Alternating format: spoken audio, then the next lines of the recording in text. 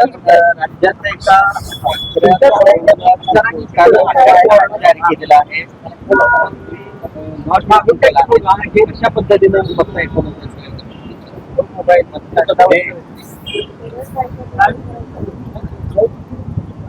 मंत्रीच गायब झाला असेल, सामान्य माणसं गायब झाली तर आश्चर्य काय? म्हणजे पोलीस डिपार्टमेंट पळवलेलं असेल त्या ठिकाणी, त्याला इतर पोलीस पळवलेला नाही, तर पोलीस डिपार्टमेंटनेच पळवलेला आहे आणि कोकाटेंना असताना पोलिसांनीच लपवलेला आहे आणि ते मुख्यमंत्र्यांच्या सांगण्यावरनं लपवलेलं आहे अशी परिस्थिती आहे. त्याच्यामुळे असं सरकार कोर्टालाही मानत नाही, न्यायही मानत नाही अशी असणारी परिस्थिती. वाचवण्याचा प्रयत्न कोकाटेंना केला, कारण राजीनाम्याची मागणी हे कसं आहे की एकदा तुम्हाला 2 वर्षाची शिक्षा झाली तर तुमचा मताचा अधिकार पहिल्यांदा सस्पेंड होतो आणि कायदा असा म्हणतो की त्याला 2 वर्षाची आहे, त्याला आमदार, खासदार किंवा नगरपालिका, महानगरपालिका, जिल्हा परिषद असेल याचं सदस्य राहता येत नाही किंवा कायद्याचा अपमान होणार नाही याची दक्षता देवेंद्र फडणवीस यांची सुद्धा ही केस नागपूर कोर्टामध्ये चाललेली आहे. तेव्हा त्यांनी या दोन्ही केसेस लिंक करू नये अशी फक्त माझी विनंती आहे. सर, मुंबई महानगरपालिकेत आपण काँग्रेस सोबत जाताय का? सतपाळ सोबत आपली बैठक झालेली आहे, सकारात्मक चर्चा झाली काय? नेमकं काय सांगाल? सतपाळांची कन्या जी आहे ती कन्या इंग्लंडला असते आणि अनेक वेळा ते असणाऱ्या ओळख त्यासाठी आता त्या इंग्लंडला शिकण्यासाठी गेलेल्या आहेत आणि शिकण्यासाठी गेलेल्या संदर्भातला त्यांचा असणारा जो काही विषय आहे, सब्जेक्ट आहे, त्याच्या संदर्भात त्या माझ्याशी तेव्हा काल चर्चा करण्यासाठी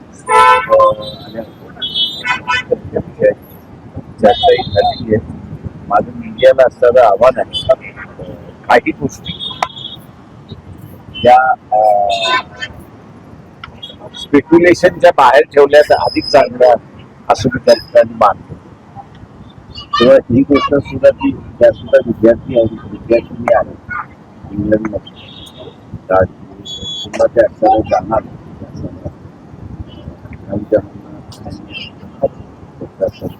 पाहिजे. माझी विनंती आहे सगळ्यांना याला असताना पॉलिटिकल कलर देऊ नये अशी माझी विनंती.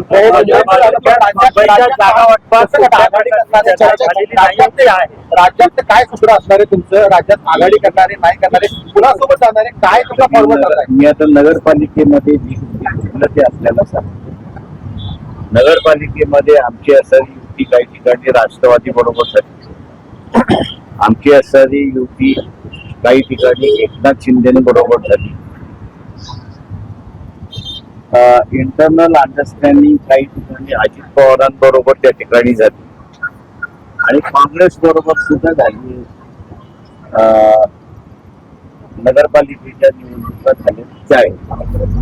कॉर्पोरेशन जे आहे त्या कॉर्पोरेशन मध्ये सुद्धा आम्ही अधिकार खाली केलेला आहे. त्या अध्यक्षांना कॉर्पोरेशनचे अध्यक्ष जे आहेत त्यांना दिलेला आहे. त्यांना जे जे सोयीचं वाटेल त्या ठिकाणी त्यांच्याशी बोलणी चालू आहे असं मी त्या ठिकाणी म्हणेन. पण आपण जसं मुंबईचं स्पेक्युलेशन केलंय तसे काही बोलणी झाली नाही.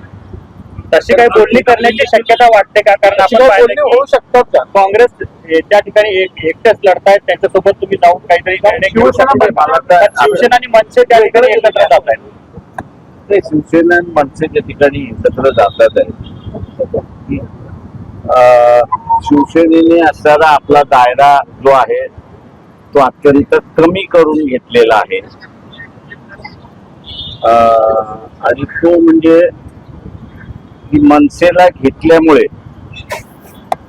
मुंबईमध्ये नॉन मराठी माणूस जो आहे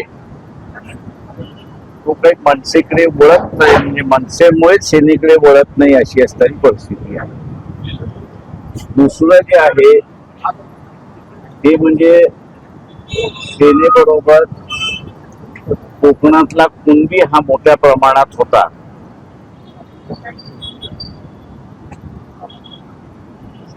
माथाडी कामगार सुद्धा मोठ्या प्रमाणात सेनेबरोबर होता.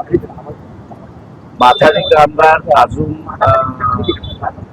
उघडपणे बोलत नाहीये, पण कोकणातला कुणबी जो आहे त्याला तिथे मोठा वाद आहे कोकणामध्ये पोटाचा आणि शेतकऱ्यांचा.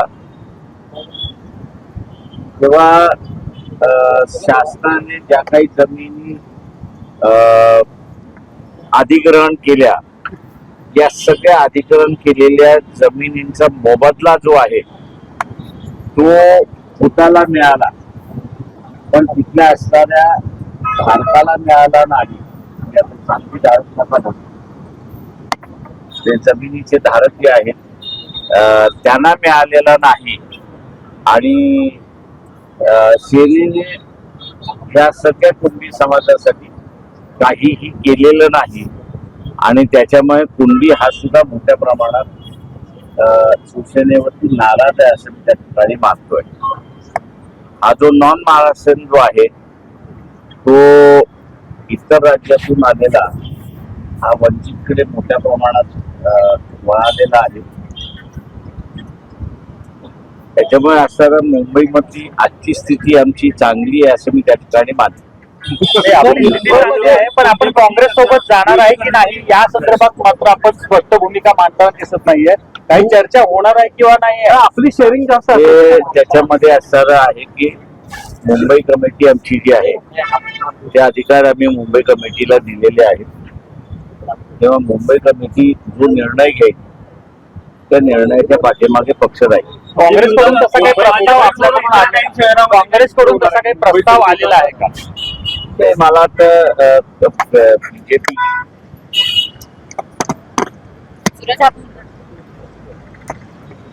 अजित पवारांबरोबर बसलेलं नाही असं जे काही चित्र करतंय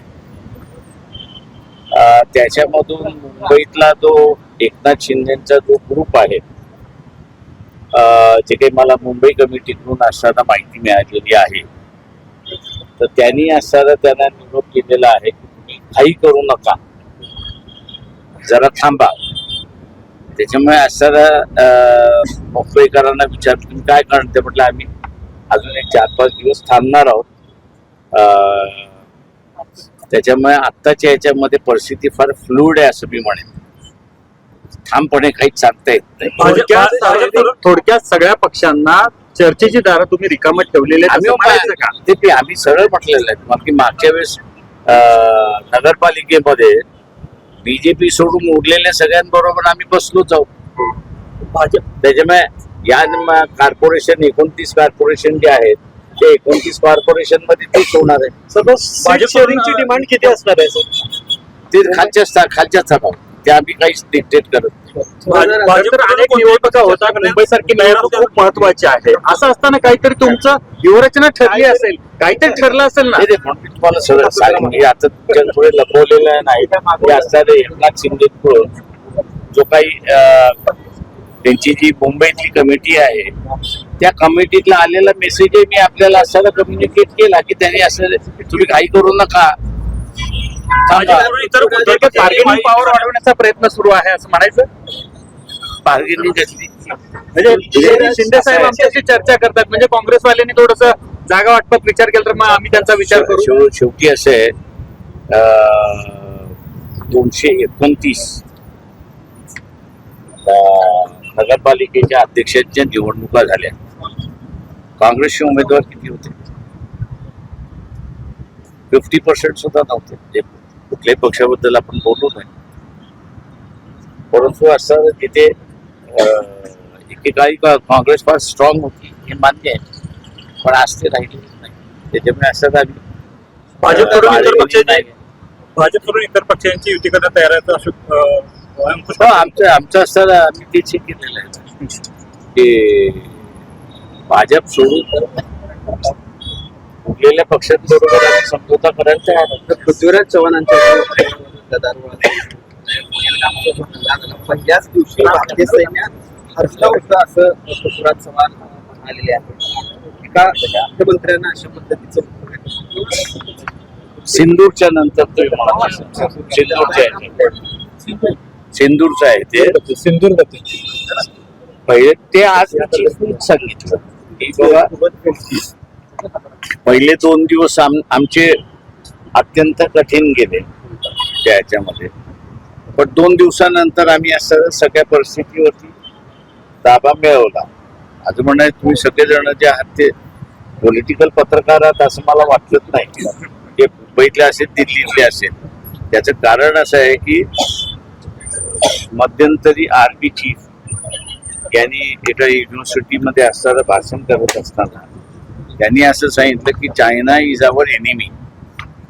आणि मोदी आपण असं जर बघितलं तर मोदी असं म्हणाले की चायना आमचे मित्र आहेत. 70 वर्षाच्या या राजकारणामध्ये पहिल्यांदा मी असं पाहिलं की सिव्हिलियन गव्हर्नमेंट आणि आर्मी या दोघांमधला चायनावरनं मतभेद उघडपणे आलेला आहे. माझ्या अंदाजानं हा फार मोठा सिरियस इश्यू आहे असं मी त्या ठिकाणी मानतोय. तुमच्या सगळ्या चॅनलच्या मालकांना माझं असणारं आव्हान आहे की तुम्हाला कोणीच जेलमध्ये टाकणार नाही. तेव्हा मालकाने असणारं खाली मेसेज द्यावा की याच्यावरती की सिव्हिलियन गव्हर्नमेंटची एक भूमिका चायना संदर्भात आहे, आर्मीची दुसरी भूमिका आहे. तेव्हा यावरती सामान्य माणसांचं मतदान काही आहे, लोकांचं काय आहे, त्याच्यावरती ओपन डिबेट हा झाला पाहिजे असं मला वाटतंय.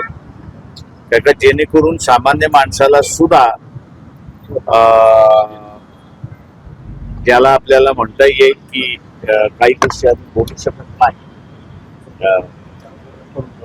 माझं म्हणणं आहे पृथ्वीराजनी सुद्धा पाळावं असं माझी इच्छा आहे. त्याला शेवटी सरकार कोणाचं जरी असलं तरी देश हा सगळ्यात महत्वाचा आहे. प्रत्येक जण राजकारणामध्ये असल्यामुळे त्यांचे स्वतःचे असणारे सोर्सेस असतात. अधिकृत माहिती आपल्या सगळ्यांना मिळत असते, परंतु ती देशाच्या हिताची आहे की नाही हे बघून आपल्याला असताना त्याच्यावरती वक्तव्य करावं लागतं. म्हणून आपल्या सगळ्या मालकांनी हा एक ओपन डिबेट कारण शेवटी ज्या भाषेमध्ये असणारं आर्मीची मांडणं ती मला जरा गंभीर वाटतं. मराठी माणिकराव कोकाटेंना अटक करण्यात आली. ते असं आहे त्यांना असणारा पोलिसांनीच पळवलंय. मी अगोदरच सांगतोय तुम्हाला, त्यांना दुसरं तिसरं कोणीच नाही पळवलेलं आहे. पोलिसांनीच पळवलेलं नाही आणि पोलिसांनीच लपवलेलं आहे. मराठी माणूस 19 तारखेला पंतप्रधान होईल असे थँक्यू व्हेरी मच. याला